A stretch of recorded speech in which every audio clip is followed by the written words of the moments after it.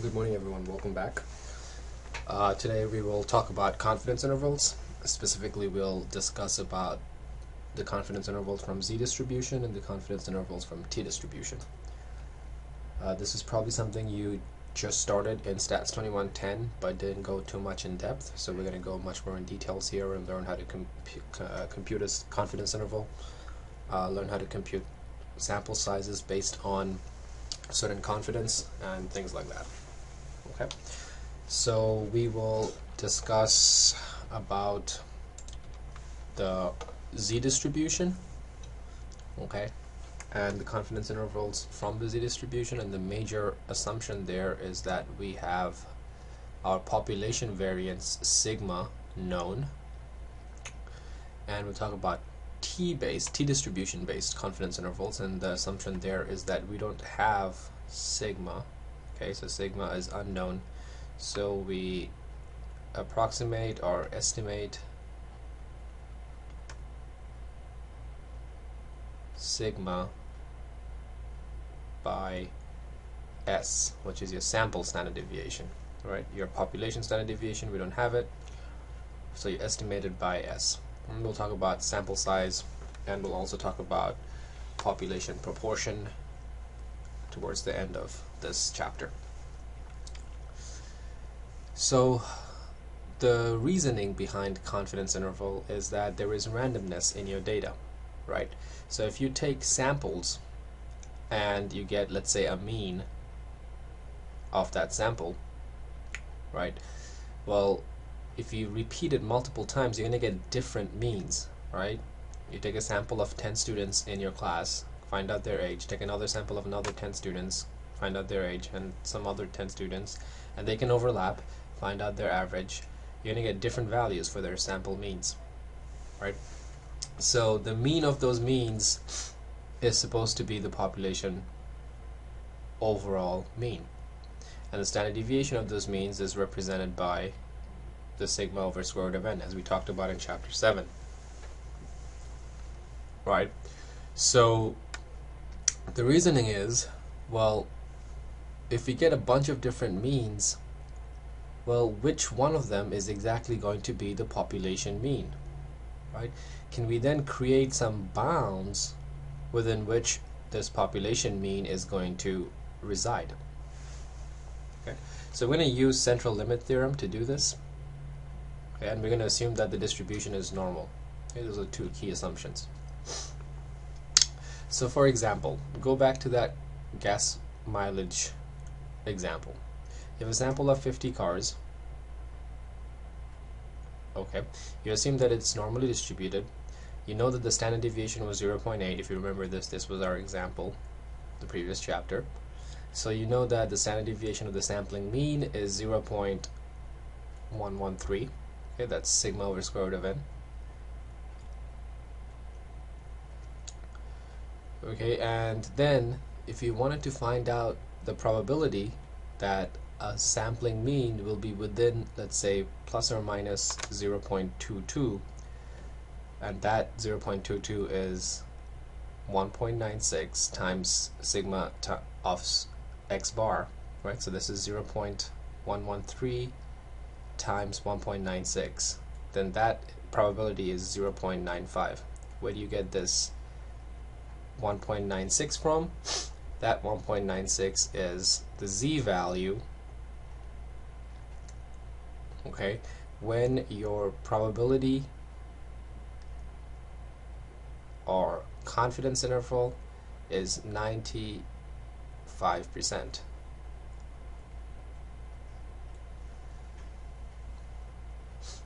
Okay, and we'll go through how to exactly create this sort of setup, but this tells you that you have a probability of 95%, you have a percentage or a probability of 0.95, that the mean will be within your sample mean plus or minus 0.22.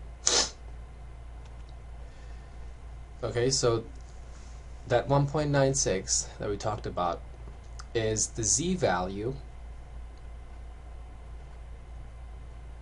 between which you have 95% of the data. So you have 5% of the data to the right and 5% of the data to the left. Remember that we said 2 sigma to the right and 2 sigma to the left usually has 95% of the data. That was the empirical rule that we went over in chapter 3, right? 2 standard deviations above and 2 standard deviations below has 95% of the data. Well, this is where it comes from. That 2 is a simplification of 1.96. It's just a rounding. When you round this up, you get 2. When you round this down, you get negative 2. So 2 above and 2 below contains 95% of the data. Okay?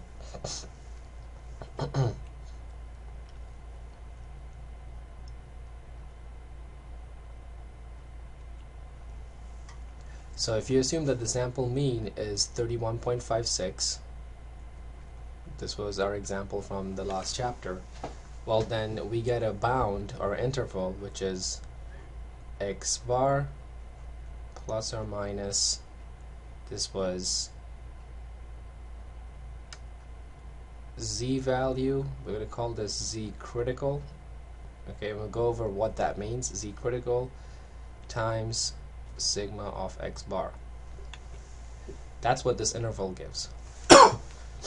So with probability of 0.95 or 95% probability, this interval that we just constructed right here will contain the population mean mu. Why does this happen? Well, let's say you took lots of different samples, right? These are all different samples. And you found out their means, which is by that red dot in the middle. And you found out their confidence interval, which is the length of their arrows, left and right. Okay?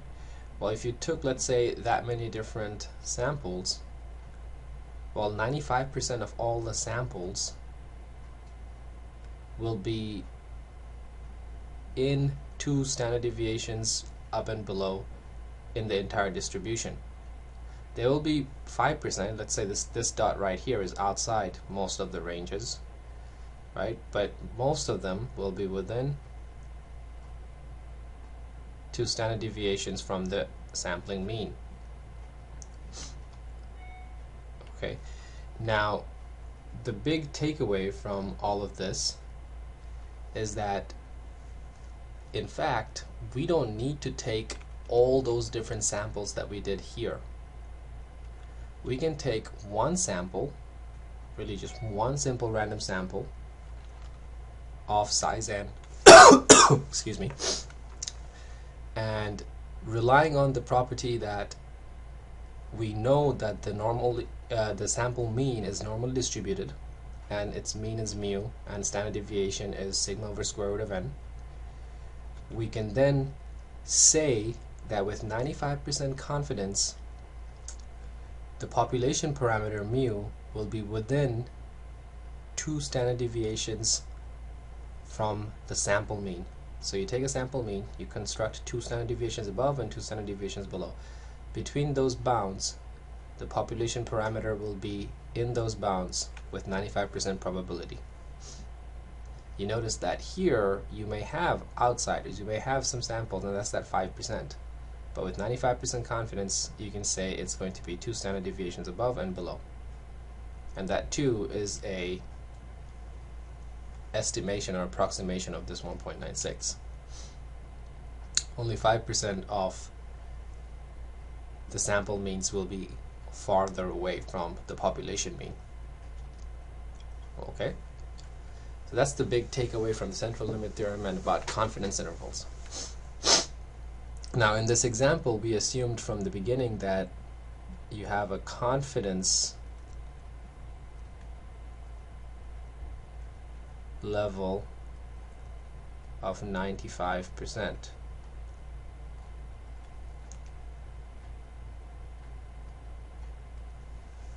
Okay? That means alpha, or significance level, okay, this alpha is often called significance level,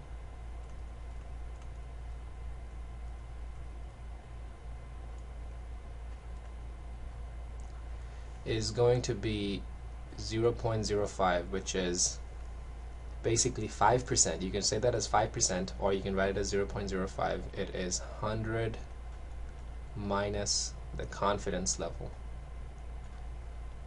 Okay, 100 minus the confidence level. That gives you the significance level, 5% or 0.05, whichever way you want to write that. Okay, so if you write it as 0.05, then it is 1 minus alpha times 100 is going to give you the confidence level, right? So if you have a confidence level of 99%, then alpha is going to be 0.01 or 1%. If you have 95%, then alpha is going to be 5% or 0.05. If you have a confidence level of 90%, alpha is going to be 0.1 or 10%. Okay. Now, the confidence interval has a portion of it which is called the margin of error. Okay, that margin of error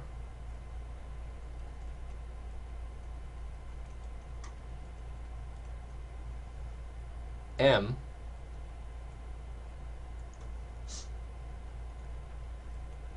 is nothing but your Z critical value times by standard error. Okay, and that standard error can be expanded, so this is still Z critical times by sigma over square root of n. That's your standard error of x bar, right? All this time we've been calling it sigma of x bar, right? It's also called the standard error. So if we were to compute the margin of error from that previous example, well, that would be the 0.22 that we got.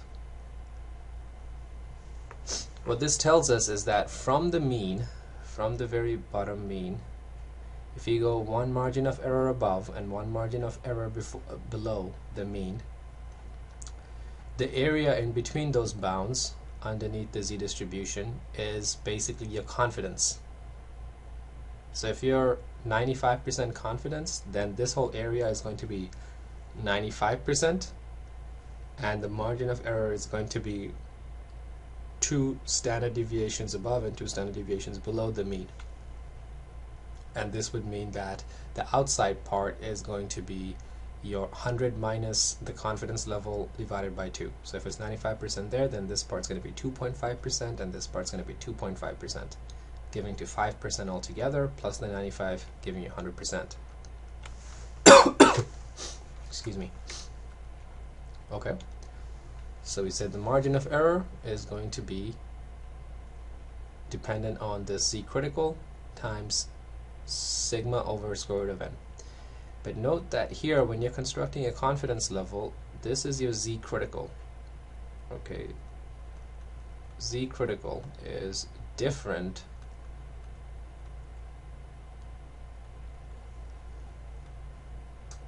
from Z statistic. Your Z statistic is what we talked about in the last chapter as x bar minus mu sigma over square root of n. Z critical is what you get by looking at the probability and finding out the cutoff values. Okay, Z critical is based on alpha, right? That alpha is 100% minus the confidence level. So that Z critical is based on the 5% test of significance. And we'll go through examples to make sure that you understand these things. So what this means is that higher the confidence level, so increasing C, which is the area underneath the curve, makes your margin of error wider. Okay, that means that makes your confidence interval wider.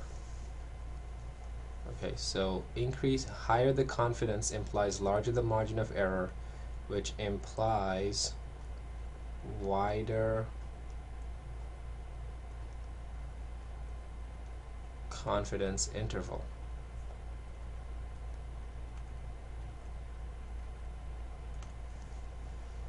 And lower the confidence level, C, means smaller the margin of error, so the area decreases in between, it's narrower, means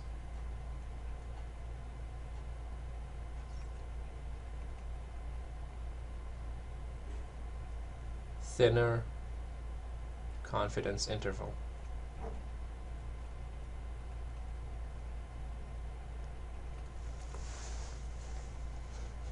Okay. Additionally, since the margin of error is z times sigma over square root of n, well then the margin of error gets smaller, right, when z gets smaller,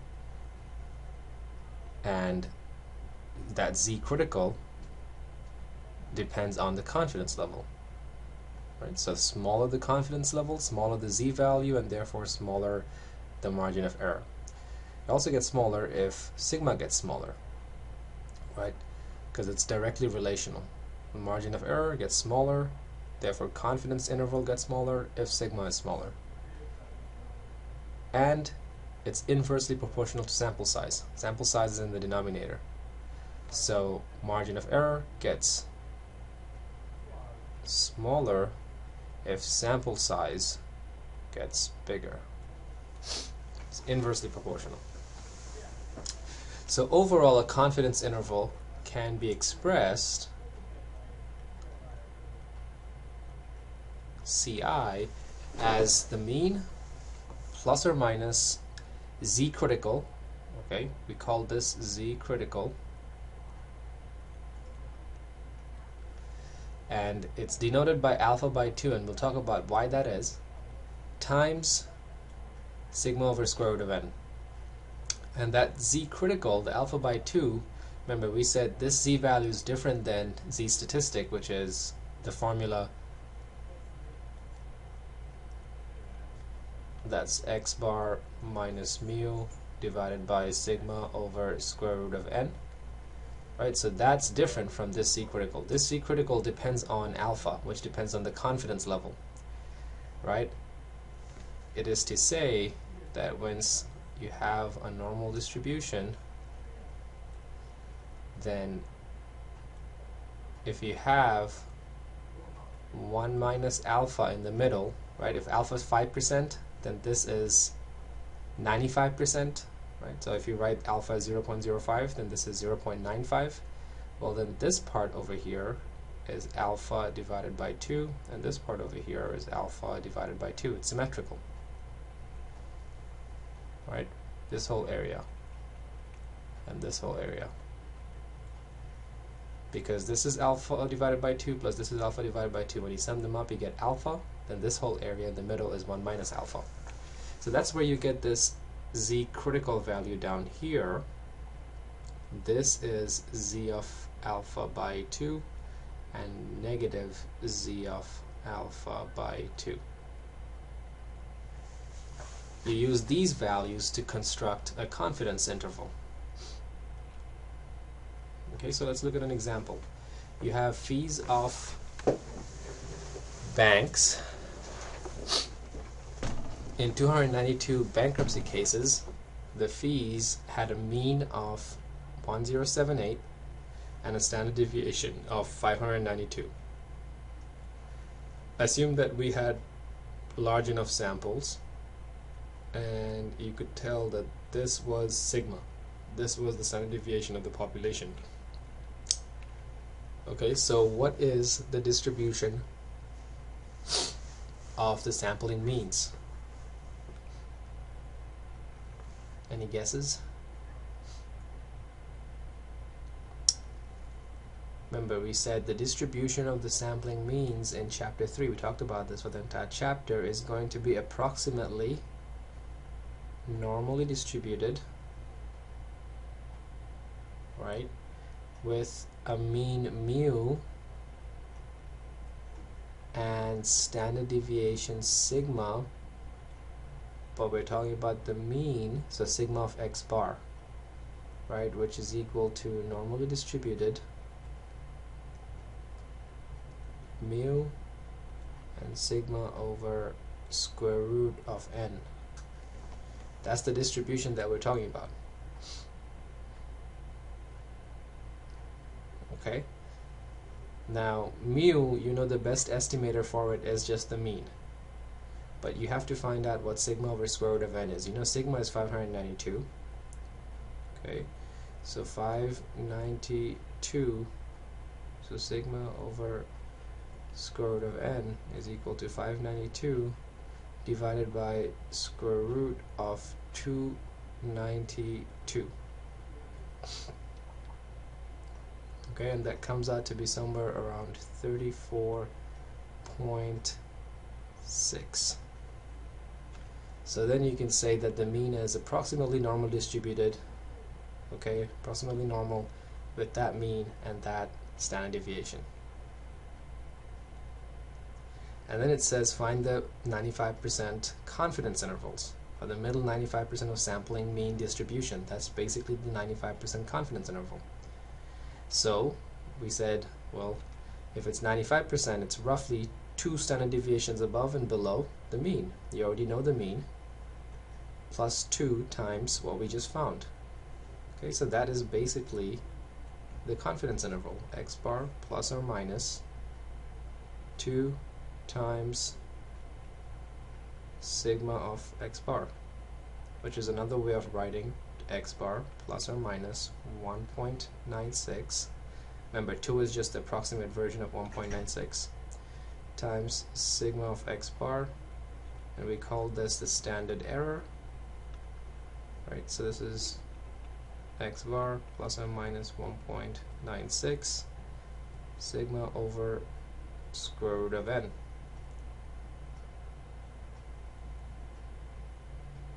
Okay, and that's 1078 plus or minus 1.96 times, and we just found out this value is 34.6, and that gives you this confidence interval.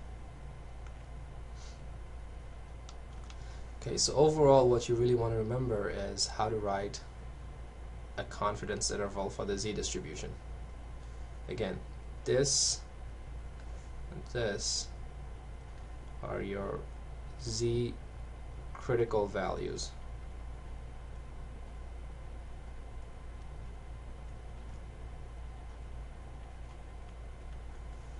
Okay, they are based on alpha, which comes from the confidence level. Okay, these are different from z statistic, which is based on a formula. This comes from how much confidence you have in your test. The z statistics comes from a data, and you can compare z statistics with z critical to make conclusions, and we'll do that in hypothesis testing in the next chapter. So if you were to find out the, let's say, 95% confidence interval, well, then 95% of it is in the middle, 2.5% on the outsides. Okay, so you want to find z of 0.025. Well, if you were finding this on Minitab, right, instead of the tables, if you were finding this on Minitab, then we would go to that same place, probability distribution plot under graphs, view probability. We're still dealing with the z distribution, so normal, 0 and 1. Now we have the probability. Okay, whenever we're trying to find out z critical, you want to have the probability checked, because alpha, right, alpha or the confidence level, those are all probability values. Okay, when we actually have the z statistic and you're trying to find out the probability from that, then you want to click on x value and then find the probability.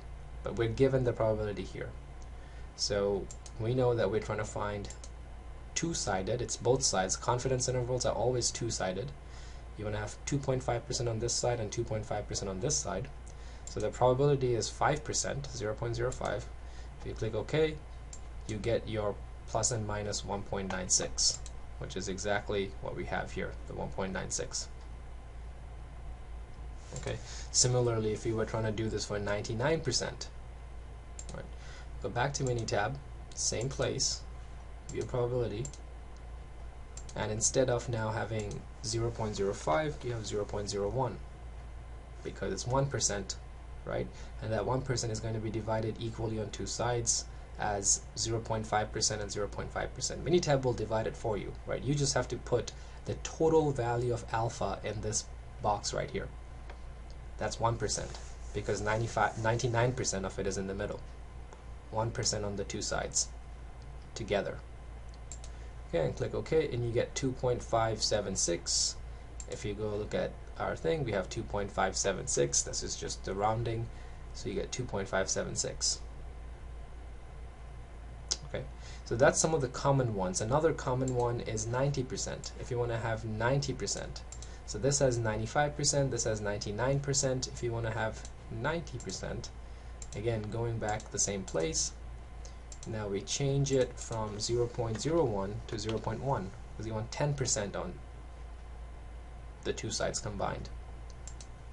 Okay, click OK, and you get 1.645. That's another one that's very common.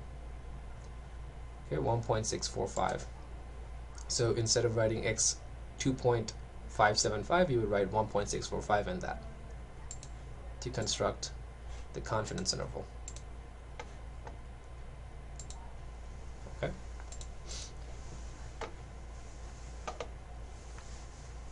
So maybe a quick note down is to remember that z of 0.005, right, which corresponds to a confidence level of 99%, right, because it's two-sided, is going to be that when you put that on two sides, it gets 0.01, which is 99%. That's 2.576. If you were to do 0.05,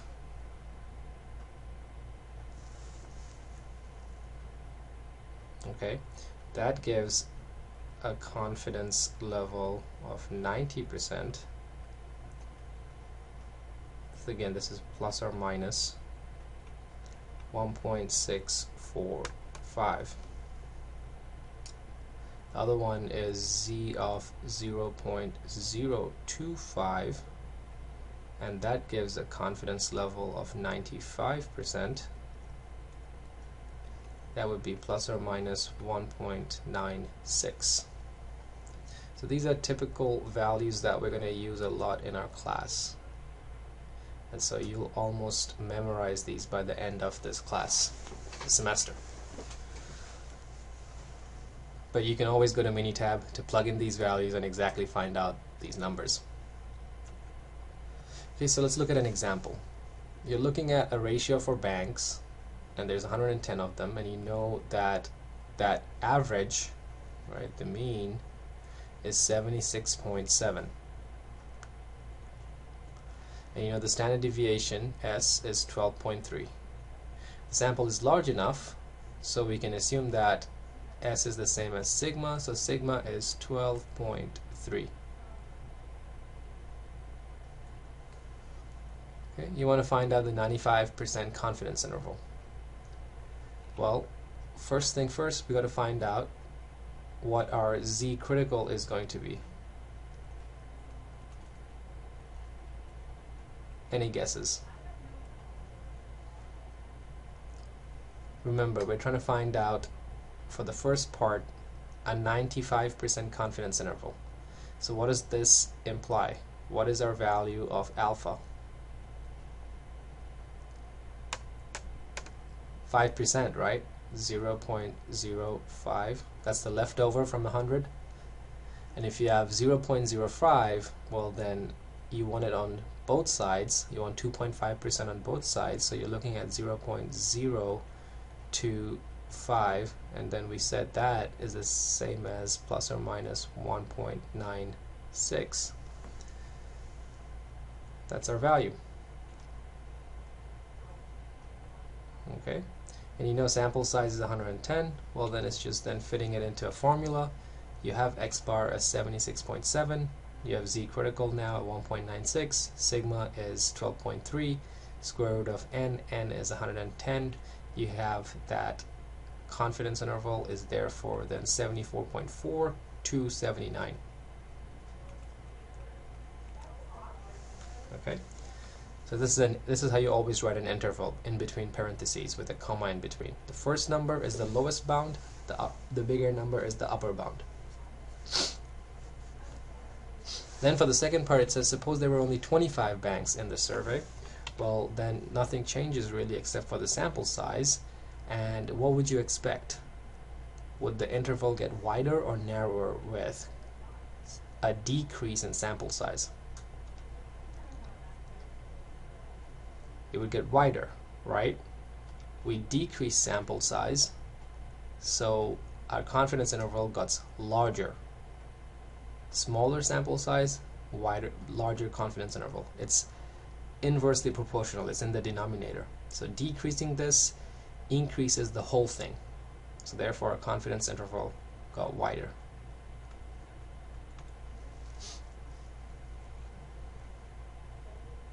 Okay.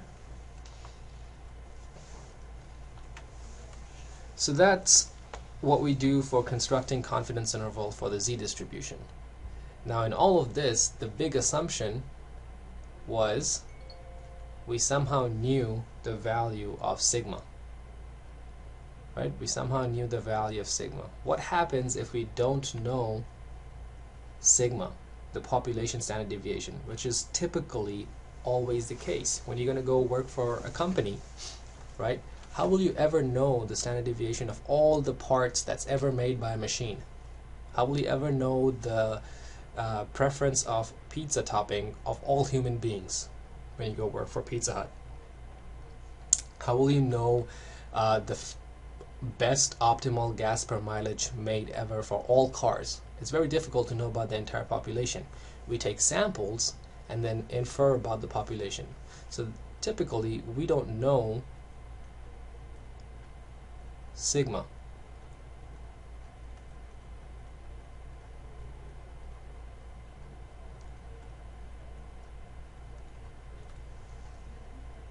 Okay, so what we do instead is if sigma is unknown,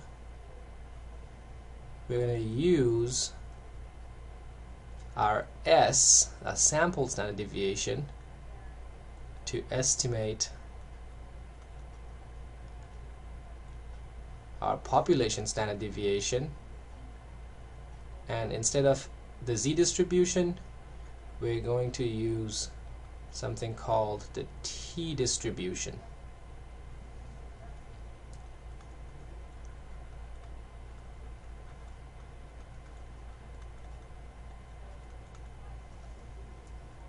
Okay,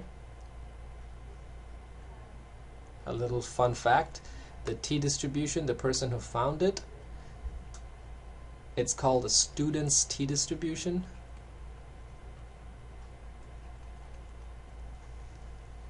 And that was because the person who found it worked for Guinness, the brewing company that makes beer.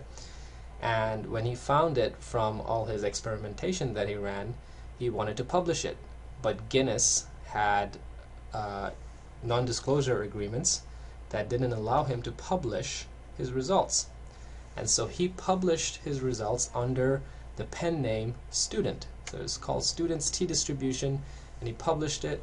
And now it's one of the most commonly used distributions to do statistical tests. Okay, so this works very well for distributions that are close to normal but differ a little bit when the sample sizes get smaller. Okay, as n grows, as the sample size grows, your t distribution starts to look more and more like the z-distribution. In fact, if you look at your tables, you'll see that for sample sizes greater than 30, t is approximately the same as z distribution. Okay, but what we're going to do is every time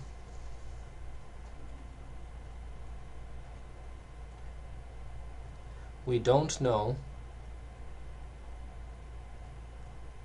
sigma, we're going to use t-distribution or t-test.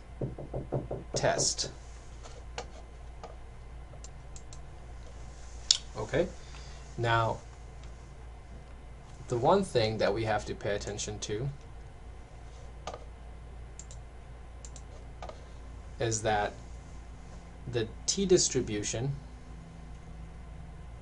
let's write it down somewhere here, t-distribution is dependent on sample size n. It changes shape based on the sample size. It is fairly similar to the normal distribution. It looks like a Gaussian curve. Okay, but so it is exactly sort of similar with the mean down the middle. Okay, but the spread of it changes based on sample size, and that is dependent, that sample size relationship is dependent on this quantity called degrees of freedom.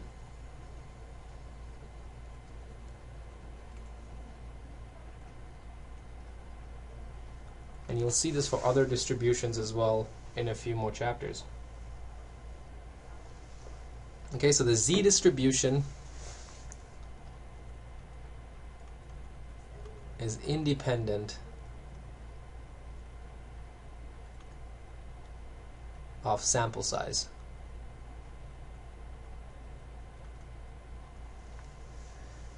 Right? But the t-distribution is dependent on it. So as you can see, you have a t-distribution, the red one, of degrees of freedom 4. Right? What does that mean? That means sample size is equal to 5. Right? That would only lead to a degrees of freedom of n minus 1. 5 minus 1, 4. If you have a sample size, if you have a degrees of freedom of 19, right, that means n equals to 20, and it looks like the black curve. If you have sample sizes greater than equal to, let's say, 30, or even better, above 40, then you start to look almost like the normal distribution, the z-distribution. Okay, so like we said, anything above sample size of 30, the t curve starts to look very similar to the normal curve. The other takeaway is, as sample size increases, the degrees of freedom increases, so there's a direct relationship there, right? Because degrees of freedom is n minus 1, and as degrees of freedom increases, the spread of the t curve decreases. That's also a takeaway. Okay, that means as n increases, spread of t-distribution decreases. This spread typically has an inverse relationship with n, right? Increasing sample size makes it more precise, therefore makes it narrower, decreases spread. And the way we're going to measure t-distribution is almost exactly the same way as z-distribution. If we have a curve, then area to the right of that t value is going to be alpha, and the area to the left of that is going to be the leftover value. If it's two-sided, then you have left area and a right area, and area in the middle is going to be the leftover value. And the t-distribution table, you can see it's dependent on this degrees of freedom. The first column is degrees of freedom, right? Again, that's n minus 1. And you have alpha on the first row. So an alpha of 0.025, well, if it's two-sided, then you would mean that the confidence level is 95%. If two-sided. And really that's all we've talked about two-sided tests for now, right? We've usually just talked about having alpha on both sides. We'll look at one-sided hypothesis testing as we get to the next chapter. Right, so then you can write down your confidence interval for the t-distribution, very similar to the z. So this is your t critical, just like we had in the previous example. You have alpha by 2 on two sides for the z, same as for the t, and 1 minus alpha in the middle. And this is t of alpha by 2. This is negative t of alpha by 2. And it's dependent on the degrees of freedom, n minus 1. Right? And here, instead of sigma, you have s, the sample standard deviation.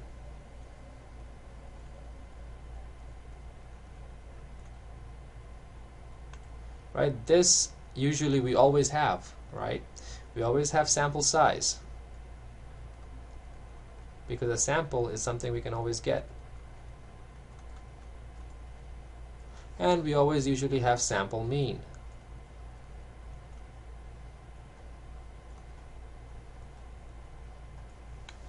Right, so this confidence interval is much easier to create than the z one, right? The z, we don't usually have sigma. So this is your confidence interval for the t-distribution when we have sigma unknown, which is typically usually the case.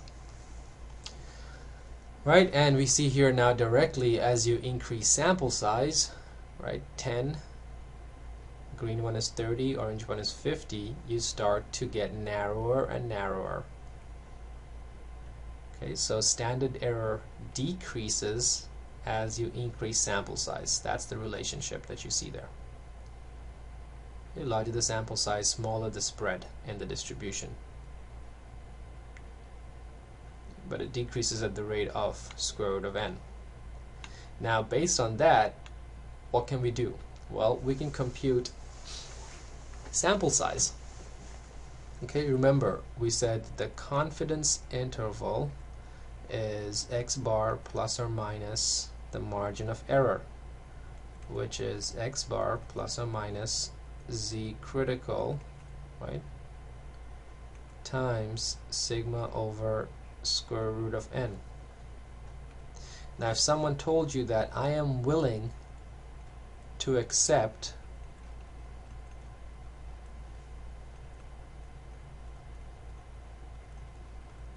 a 5% margin of error,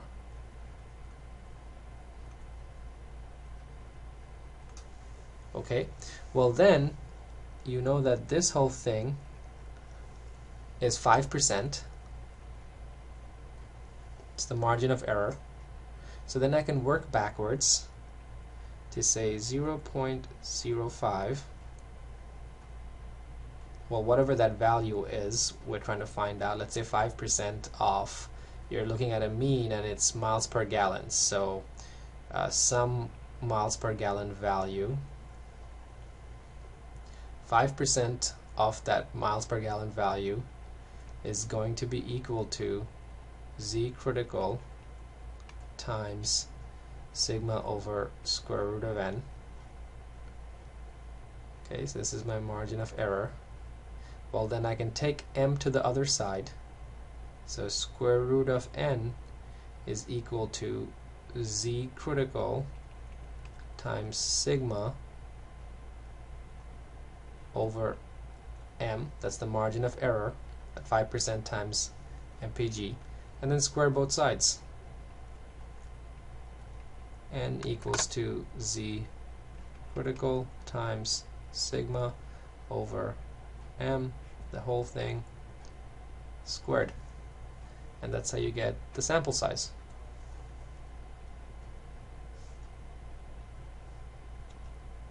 Okay, now sample size usually isn't that easy to change, right? Once you find out a sample size, well, increasing it might be difficult. It costs you money. So sometimes you might have to play with what you're willing to accept as the margin of error to get a realistic sample size. Okay, so in that example of miles per gallon, remember that our sigma was 0.8, and suppose you're willing to get a miles per gallon that's within 0.3 from the average mean. Well, then you would need to get n of 27.32. You always round this value, right? Because sample size, you need discrete values. So n equals to 28. You always round up. 27 wouldn't give you the appropriate margin of error. To get that margin of error, you need to get at least 28. That will reduce it a little bit, but the reduced margin of error is acceptable. Increased isn't. Okay. So let's look at an example. You're looking at the bank's ratio again in that example, and you said you found out in that previous example that the margin of error was 2.3, if you remember, for the sample size of 110 with 95% confidence that we found. Okay, when we decrease that sample size to 25, that margin of error increased to 4.8. Right. So now we're saying, well, okay, we're willing to settle for a margin of error of 3 instead of 2.3. Can I then reduce my sample size that I need to collect? So you know that the confidence level, well, z is 1.96, and sigma assumed that it is 12.3 from the previous example. Well, then I can find out my sample size, right, which is z critical, that's what we have, times sigma over my margin of error, the whole thing squared. Right. So if we plug that in, we get 1.96 as z critical times 12.3 divided by 3 as the margin of error that I'm willing to accept, square, you get 64.6. Right, again, you have to round up. That means we need to get 65 sample size. If you get less than 65, your margin of error is going to be more than 3, which is not acceptable. So you need at least 65 sample size. Okay. Similarly, we did that for the z distribution here, right? If you didn't know z, the only thing that changes is it is now approximated with sample standard deviation and the t distribution. Okay, so now the sample size is equal to t critical times the sample standard deviation divided by the margin of error squared. Okay, here we're just writing e for within e units. Okay, but this is the margin of error in the denominator.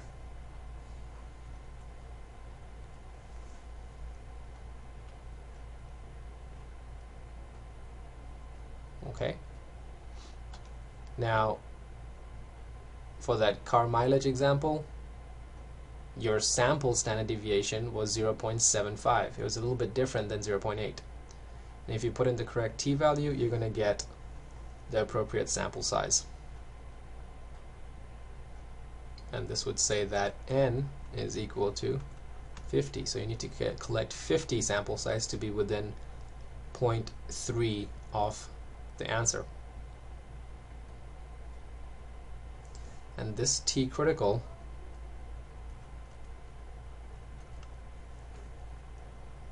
right is dependent on alpha by 2 and your degrees of freedom. Degrees of freedom, is simply n minus 1. Alpha by 2 is 95%. If it's 95%, it's 5% divided by 2, so 2.5%. 0.025. Alright, and that's how you find the sample size of the t-distribution. Again, if you have any questions, stop me, ask me questions about it. Please email me about it, and I'll respond to you as soon as possible.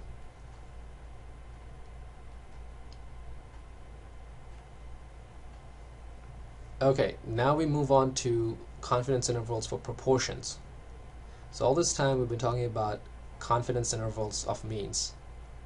So all this time we've been talking about x bar mu, right? So it's all about means. Now we're talking about proportion p, and that proportion, right, is a fraction, again, like we talked about before, of anything. Fraction of males in a classroom, fraction of females, right? Anything binary, you can create a proportion out of it. Well, if I was to create a proportion and then construct a confidence interval, that confidence interval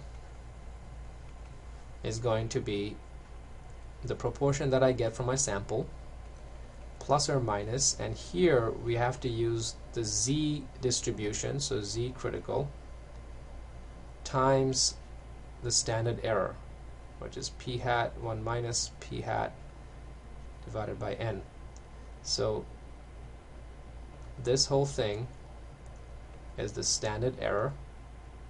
Okay, when you multiply it by the z, that becomes the margin of error.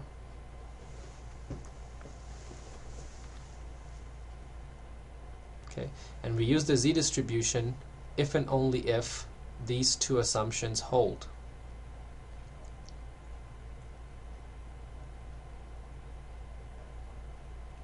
Okay, assumptions must hold to use z distribution that's there. If it doesn't, then we shouldn't use this setup. Okay, you should go collect more data sets, collect more, increase the sample size so that this assumption holds always.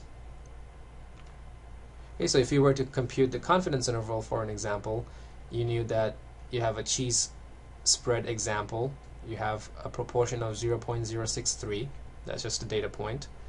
You know, z of alpha by 2, you're trying to find out z of alpha by 2. Remember, if it's 2.576, what's the confidence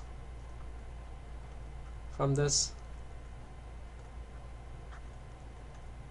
It's 99%.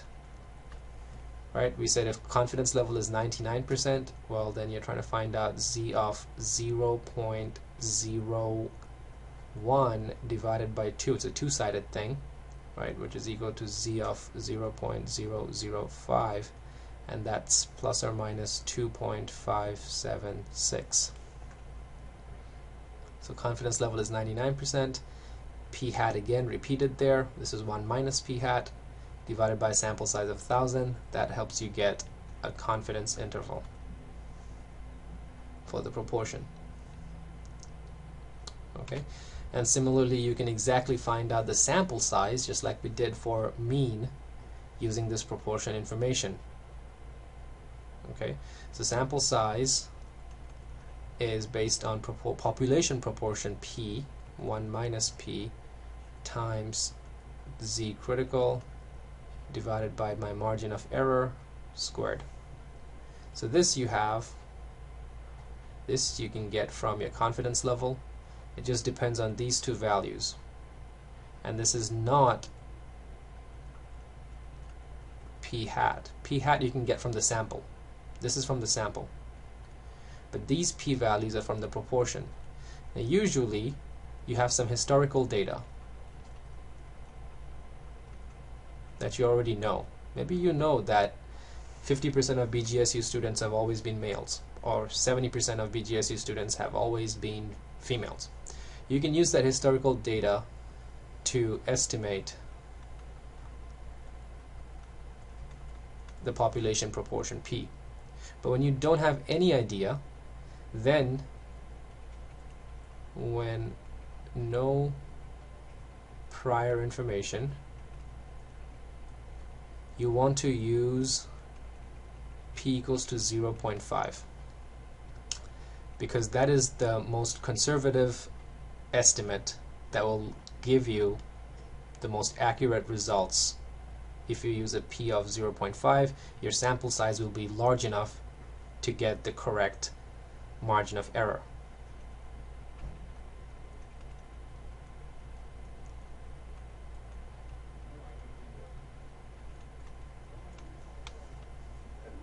Okay, so in this example, you put P as 0.5, 0.5, the 95% confidence is 1.96, right?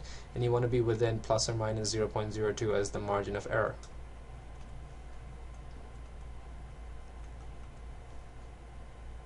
And that gives you a sample size of 2,401. Okay, so some of the caution I want to say is, be careful, make sure it is simply random. All you sample is random. Okay, you can have outliers that would definitely create problems, and make sure that the data looks normally distributed. Okay, if it's very skewed, you're going to have issues. And the big takeaway is, when you know sigma, use Z. When you don't know sigma, use T.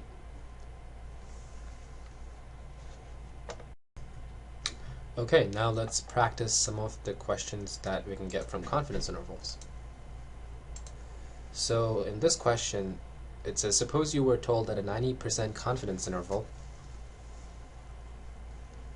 for the mean was between these two values, and you know the standard deviation is known. Okay, sigma is known. It's between these two values. But you want a 95% confidence interval. With only this information, can you create a 95% confidence interval? And I'll give you a hint to start you off. Yes, you can create a 95% confidence interval based on this information. Okay, so start off by writing out how to create a confidence interval, the formula for it, and see if you can find some of the values from this information.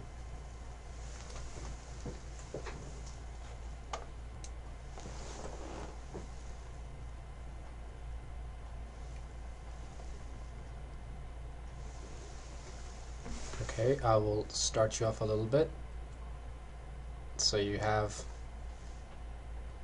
confidence interval, right, that we said is x bar plus or minus your margin of error, which is x bar plus or minus.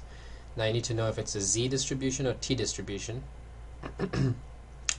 But you know sigma is known, right? It's known, so it's going to be the z distribution, so z critical times sigma over square root of n. Right? Now, how do you find any of these values? Well, you know that the confidence interval is between these two values, right? And you notice that it's x bar plus or minus this whole thing, the margin of error, right? This is just one value, and this is just one value. When you add m to x bar, you get one of these numbers, and when you subtract m from x bar, you get this number, right? So what does that tell you? Well, the first thing you can find out is that x bar is in the middle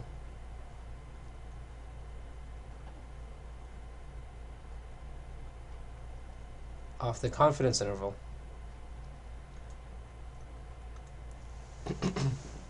Right?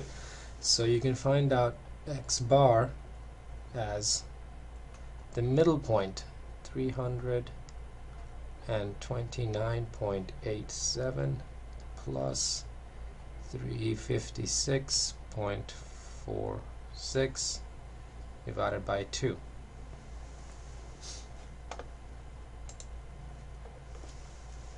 Okay, and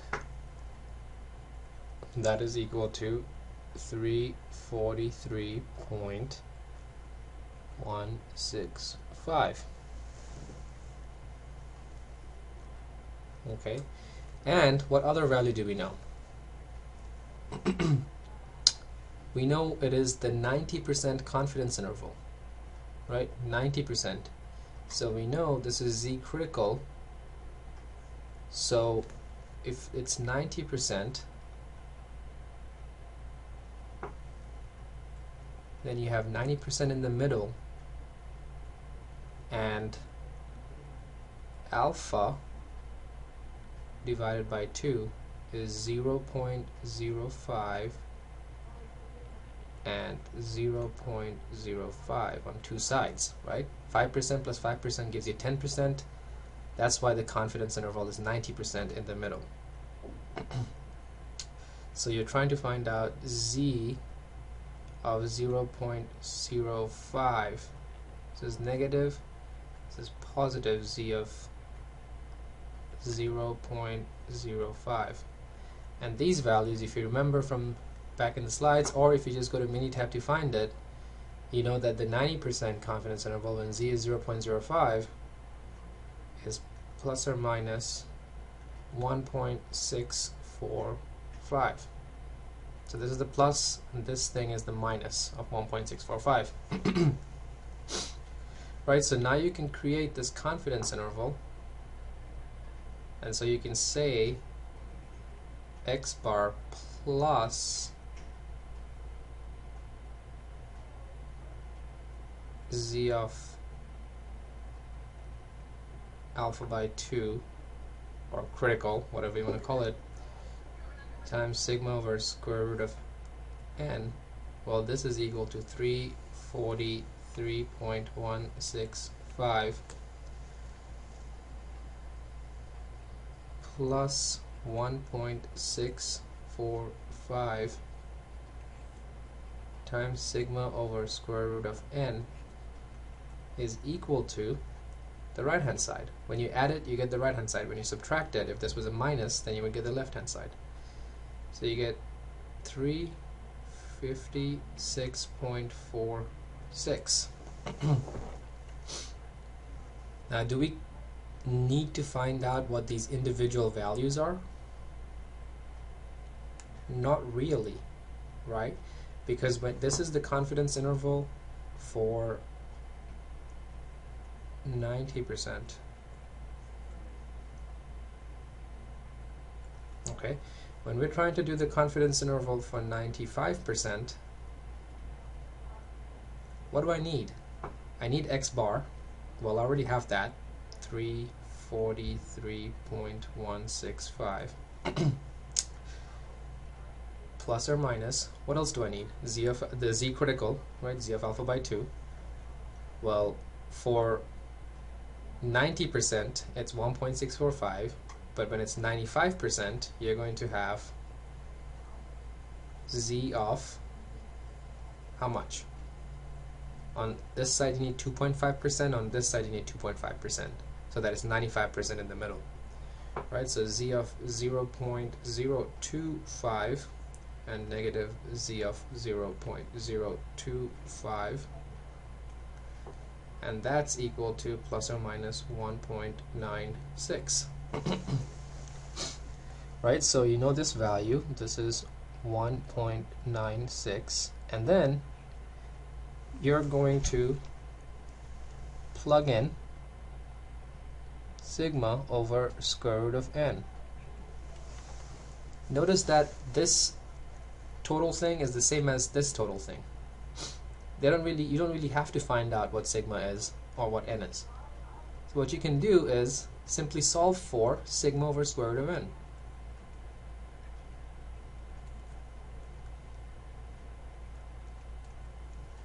Sigma over square root of n is 356.46, this right here, minus 343.17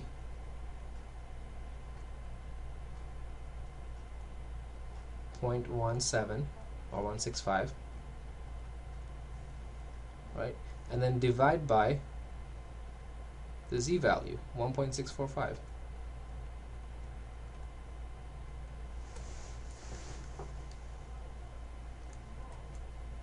So that's 356.46 minus 343.165 divided by 1.645. And you get 8.08. So we can take this and plug it in right there. Okay, so that's 343.165 plus or minus 1.96 times 8.08, 2 there, 0.82. Okay, so when you subtract it, so 343.165 minus 1.96 times 8.082 gives you, as the lower bound, 327.32, and when you add it you get the upper bound, so 343.165 plus 1.96 times 8.082, and you get the upper bound of 359.01, and that is your 95% confidence interval just based on this data. It's one of my favorite questions. You have to deconstruct the confidence interval that's 90% and then reconstruct it back. You cannot do this with Minitab. Okay? Alright, let's try another question. You're looking at fuel efficiency, okay, and in some of these cars that's made, a computer stores this information. Now, based on an experiment on 2006 Toyota Highlanders that are hybrids, randomly chosen 20 samples were collected. 1, 2, 3, 4, 5, 6, 7, 8, 9, 10. 20 of them. Right, so 20 different sample points were collected.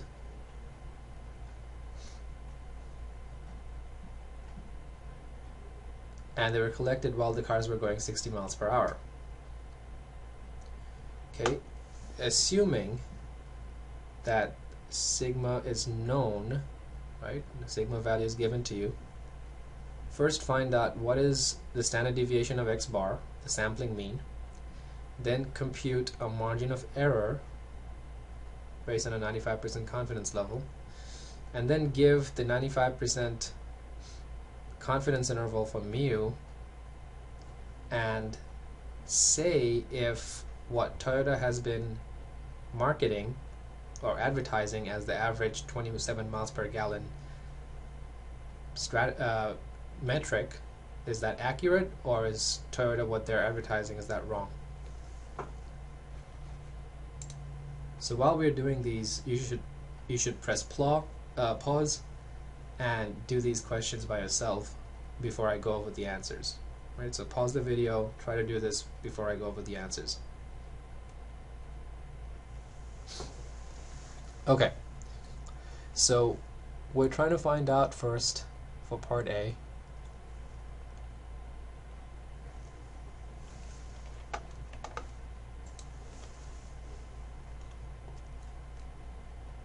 sigma of x bar. Right, and that we know is sigma over square root of n. You're given sigma of 6.5. You took a sample of 20. Okay, and that comes out to be 6.5 divided by square root of 20. 1.45. Okay, and then for part B, you have to find the margin of error. Margin of error is z critical, right? It's z because we have a known standard deviation, otherwise it would be t, right? So z critical times sigma over square root of n. Now it says 95% confidence, so you should remember 95% means z value is dependent on 0.025, right? 2.5% on each side, and that's 1.96 times what we just found above here as sigma over square root of n, so 1.45. So 1.96 times 1.45 gives you 2.842. Okay, then part C says construct the confidence interval. So confidence interval is the mean plus or minus margin of error. We already found the margin of error, right? We just got to find the mean. Well, how do you find the mean? It's just the average of all these numbers. Right? It's the average of all these numbers. When you add up all these numbers, you get 576.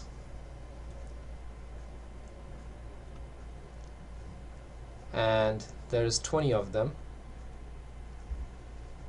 plus or minus the margin of error that we found, 2.842. When you divide the total by the number of sample size, you get 28.8 as my x bar, plus or minus 2.842. When you add it,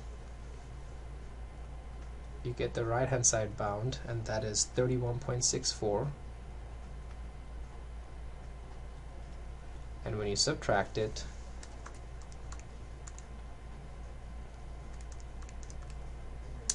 you get the lower bound,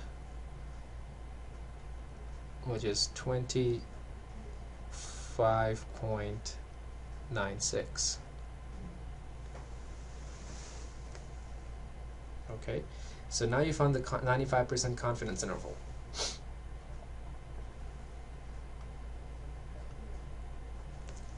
Okay, and then it says the vehicle sticker information for all the cars says it's 27 miles per gallon. Is this consistent with this sample? Well, this sticker saying that the average 27 miles per gallon is saying what? It's exactly claiming that mu, which is the population average, right? This is all 2006 Toyota Highlanders. It's claiming that the population average of all Toyota Highlanders, the average miles per gallon is 27.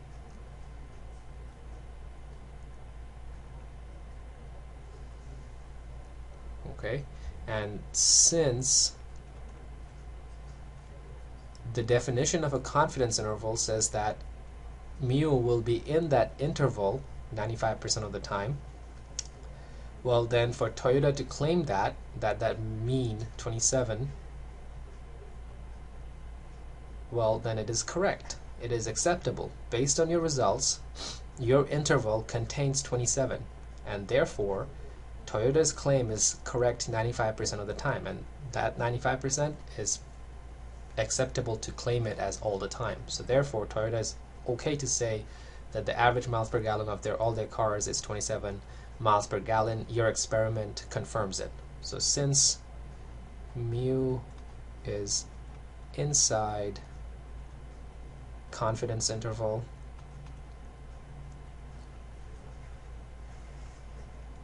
Toyota's claim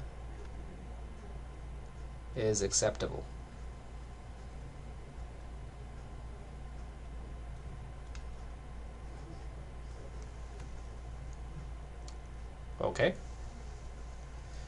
Alright, that brings the end to this chapter. Again, I hope you're following along with all the questions in the form of quizzes and in homeworks that we're doing during this course. Keep tabs of the due dates, and please get in touch with me if you have any questions. My email is aroy@bgsu.edu. Thank you.